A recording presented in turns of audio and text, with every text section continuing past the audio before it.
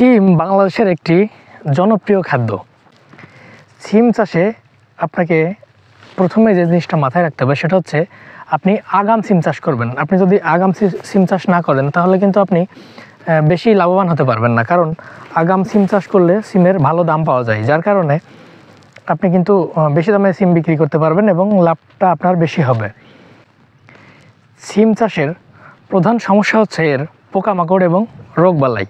প্রধান শত্রু হচ্ছে এর ফল ছিদ্রকারী পোকা। আমি যদি আপনাদেরকে একটু দেখাই তাহলে আপনারা দেখতে পাবেন এই ফলটি কিন্তু ছিদ্র করে এর ভিতরে পোকা ঢুকে গেছে। আমি যদি সিমটা ভাঙি, জানি না এর ভিতরে পোকা পাবো কি না, তারপর আপনাদের দেখানোর চেষ্টা করছি। আমি এর মধ্যে ফল ছিদ্রকারী পোকা থাকে, এই যে দেখতে পাচ্ছেন, ফল ছিদ্র করে খেয়ে কিন্তু কীড়াগুলো রেখে গেছে। এর মধ্যে পোকা আছে কি না আপনাদের যদি আরেকটু ভালোভাবে দেখাই, হ্যাঁ পোকা আছে, আমরা দেখছি এর মধ্যে পোকা দেখা যাচ্ছে। এটি হচ্ছে সিমের সবচেয়ে মারাত্মক ক্ষতিকর একটি পোকা। প্রধান শত্রু হচ্ছে এই পোকা। এই পোকা যে পরিমাণ ক্ষতি করে, এই ক্ষতির কারণেই কিন্তু সিমের ফলন কমে যায়। আপনি 10 কেজি সিম তুললে 10 কেজি সিমের মধ্যে দেখা যাচ্ছে আপনার 5 কেজি পোকা হয়ে গেল, তাহলে কিন্তু আপনার 5 কেজি লস। সো এই পোকা মারার জন্য আপনারা যে জিনিসটা ব্যবহার করবেন সেটা হচ্ছে অ্যামামেকটিন বেনজয়েড গ্রুপের কীটনাশক ব্যবহার করতে পারেন এবং সাইপারমেথিন গ্রুপের কীটনাশক ব্যবহার করতে পারেন, সেই সাথে অ্যাসিটামিপিড গ্রুপের কীটনাশকও ব্যবহার করতে পারবেন।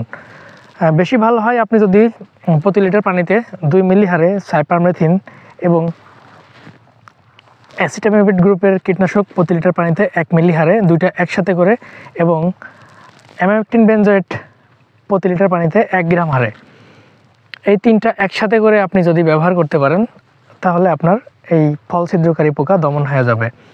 এছাড়াও সিমের আরেকটি ক্ষতিকর মাকড় আছে, সেটি হচ্ছে জাপ পোকা।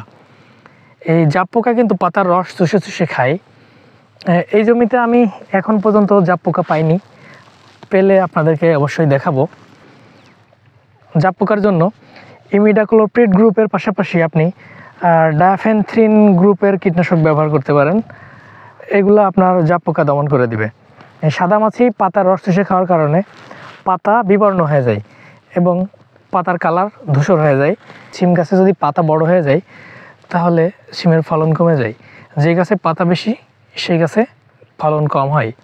তো আপনি পাতা ছোট করার জন্য, পাতা ছোট রাখার জন্য প্রপিকোনাজল গ্রুপের ছত্রাকনাশক ব্যবহার করবেন। অবশ্যই খেয়াল রাখবেন, সাবধান থাকবেন।